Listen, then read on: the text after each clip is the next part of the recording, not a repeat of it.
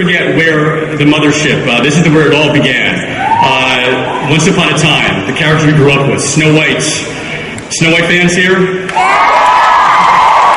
The Evil Queen. Captain Hook, yes?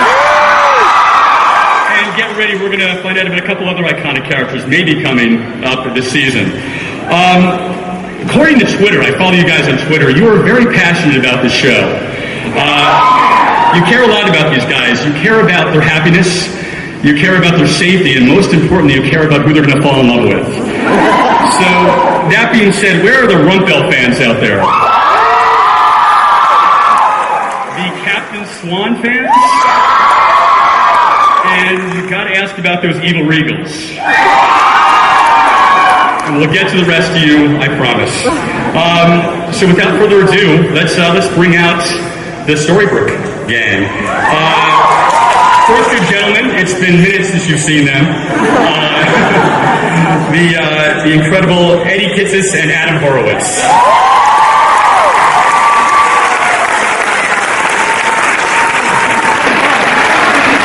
Welcome back. How's it been? Are you sick of us yet? No. Where am I now? She's the heart of Storybrooke. She's Snow White, Mary Margaret, Ginny Goodwin.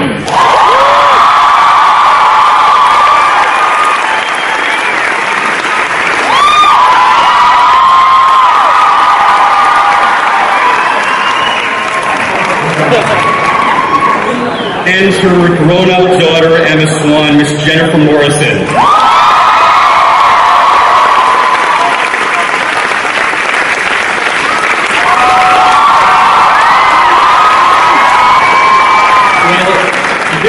This woman kills at will, but we can't stop loving her. She's the Evil Queen, Regina Miss Lana Farina.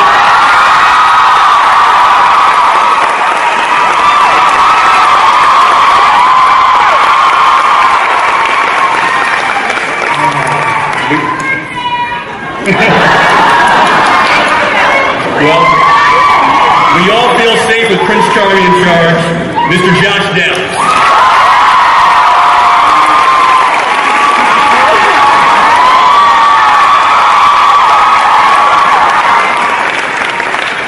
Let's all give a big hello, dearie.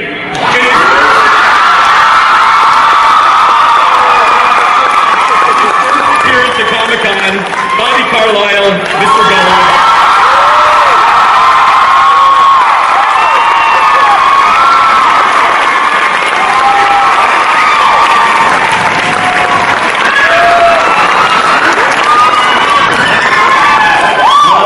She's been left behind in Storybrooke, but not in our hearts.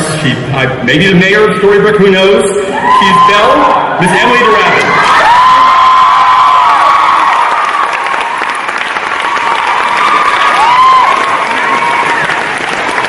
And two more gentlemen making their very first Comic-Con appearance. This guy was at backstage telling me he's a fan, he's been collecting toys. He's a guy with a hook.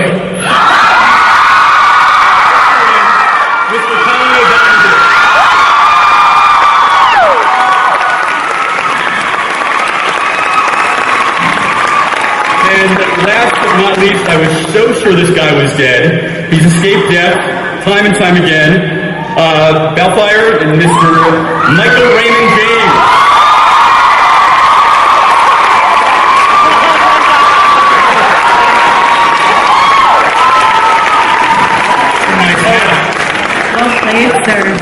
Michael and Josh, I think you have a story to tell us to start things out here. Well, we made a gentleman bet. I lost a bet. You lost a bet, and this is he made up the rules. That's all I'm saying.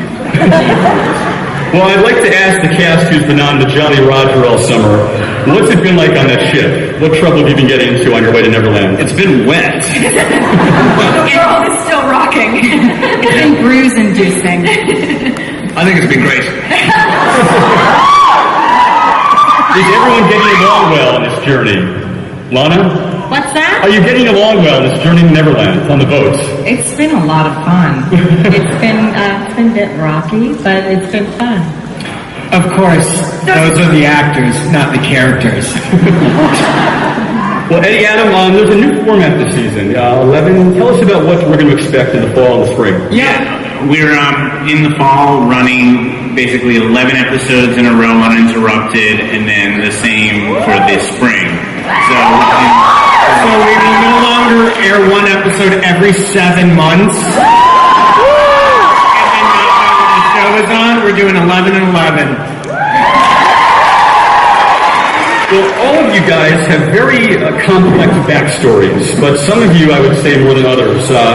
Josh, I was hoping you could go back in your memory and try to recount the tale of the twins. What has been their journey? What, both of them together? I feel like you can remember about where they've been. Well, of course, they were separated. They were separated when they were very young. And, they grew up very differently. They had, different parents, different circumstances, which made them very different people. And of course, one of them he's no longer with us, but we can always go back and see him, I'm assuming. And Charming is on his own journey now, and he is, growing and going forward. Don't tell him about the triplet. Yeah. And Michael, you're the other one I wanted to kind of recount your character's history, because it's been very, very complicated. Can I have Josh answer? If you would ask Michael. Michael, tell him about the last 300 years. Well, yeah. There's a lot to. How much time do we have? He's had a rough go, but it's getting better. Getting better. Well, Ginny, it was a very violent year for Snow White. She had a lot of loss in her life. We saw the death of her mother. We saw the death of Mrs. Padmore from Downton Abbey. We love her. How is she still keeping the sunny side up? Well, I think that what we learned last season is that she doesn't always. And that, I guess what goes up must come down. And so Snow White has always been sort of at one extreme end of the pendulum swing, and she went very, very far in the other direction. So now it's a matter of finding again who she is. Well, Rod, do you think that the Evil Queen deserves to be forgiven?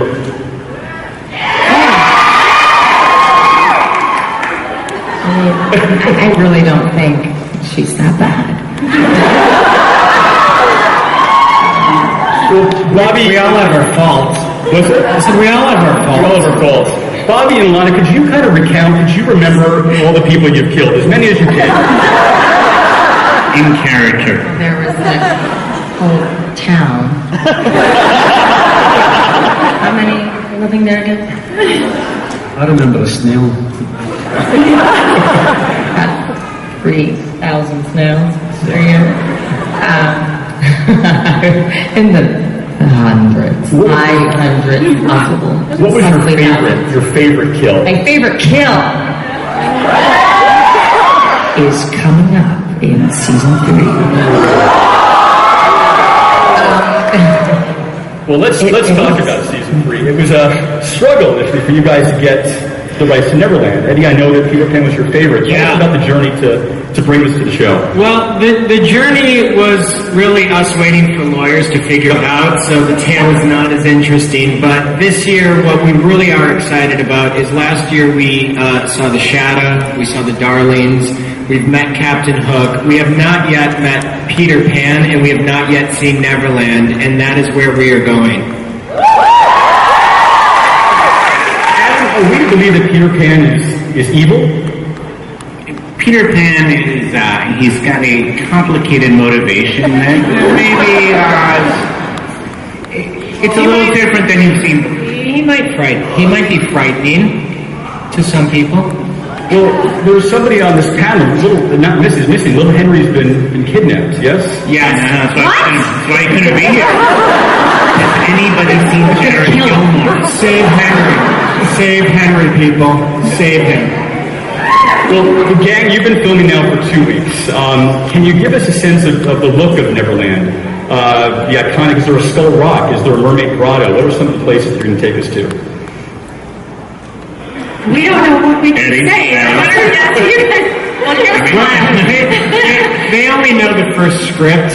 We will be seeing a lot of Neverland, and there will be different areas, and some, of course, will be those that you remember from the book, and of course we'll always have our own spin on it, but it is a fantastical island, and if you remember, it is the place where imagination comes from. So it is a place where anything can happen. And word is that we're going to be meeting Tinkerbell soon. Disappointed if we went to Neverland, but the truth is you all have to believe to see her. Yeah. Adam, what kind of sprite is Tinkerbell going to be? Who is this creature you're conceiving? Again, it's taking the icon and putting our spin on it, and how we introduce her and who she is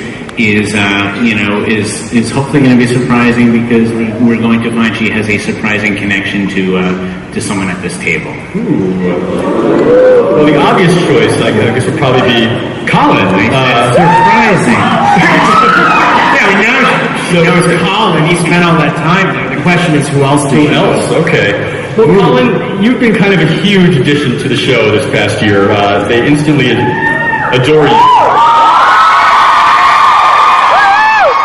Tell us about how you found your captain's hook. Is there any of Johnny Depp's Jack Sparrow in that?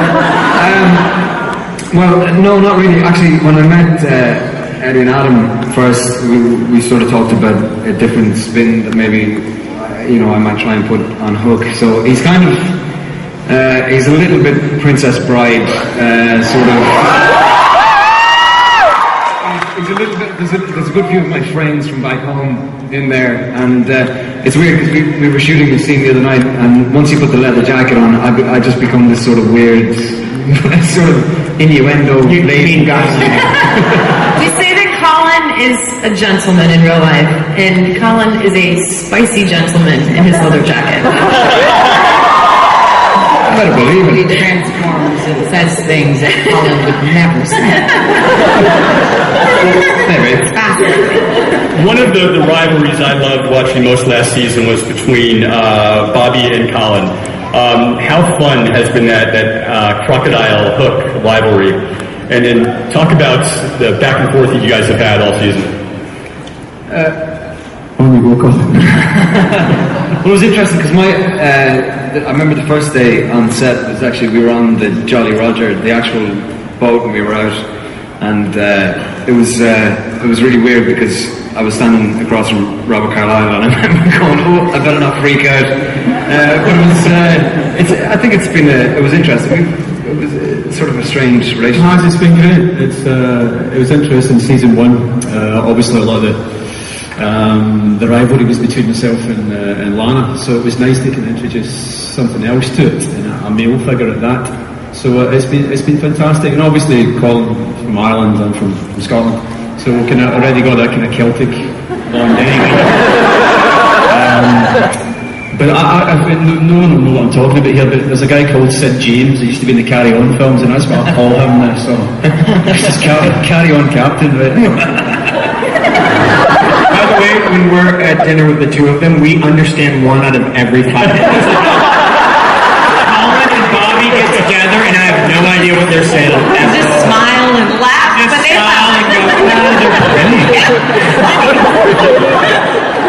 It's fantastic. They don't realise that we're insulting them with every third word as well. Well, a lot of what is on the show is CG, so you have to kind of act alongside things that aren't there. Anything particularly challenging last year that you were acting against a green screen, pretending something was in front of you that wasn't? Fire. Yeah. Dragons. Morrison, you had to fight that giant's finger. That was just a... Oh my God. Yes, I spent a lot of time hanging from a giant green inner tube. And biting it over and over and over again. And I went into the makeup trailer and I was like, I think I have chocolate on my lip. I don't remember eating chocolate. We were trying to get off. I had bruised my lip from biting the inner tube over and over and over. That was an interesting great interview experience. Jennifer, you also had to climb a giant vine. I did. How did that come about? Well, I was lucky because I had 2 arms. Poor Colin had a hook in an arm while he was doing that. But they did build about the first 40 feet of that in on our green screen stage, and we did really climb that over and over and over again. Which was really fun. I mean, I love doing stuff like that. I did definitely feel very lucky to have 2 arms while I was. Yeah, it made a big difference. Because the hook has a little thing that I hold on to, so you can't actually put any pressure. You can't pull on it. So literally, I had to go one-handed and then pretend that I was using the other one and so one-handed up. So it was difficult, you know. Yeah. And Jennifer, talk about working with Jorge Garcia as the Giant. I love Jorge. I mean, my God. What an incredible actor and what a lovely human being. I was so happy that it was him playing that role. You know, Emma always connects to people who feel like they're on the outside or they don't feel included, and so that was a really fun character for Emma to develop a friendship with, and Jorge is just lovely to have around no matter what. He's someone that, you know, he's such a wonderful part of the cast, and when he returned sort of in human size in the bean fields, it was just a really nice moment for Emma to sort of reconnect with what felt like an old friend, you know, even though they had gone through so much. So he's great. Love him. You think we'll see more of him, Eddie Adam, this season? You know, we love Jorge. You know, we wrote for him for 6 years on Lost, and you know, we always knew we wanted to make a giant into a dwarf. So, but we would love to see him this year. We'll see if his schedule allows. But you know, right now we're in Neverland, and the people, you know, we're going to see the people, you know, on the stage right now for a while.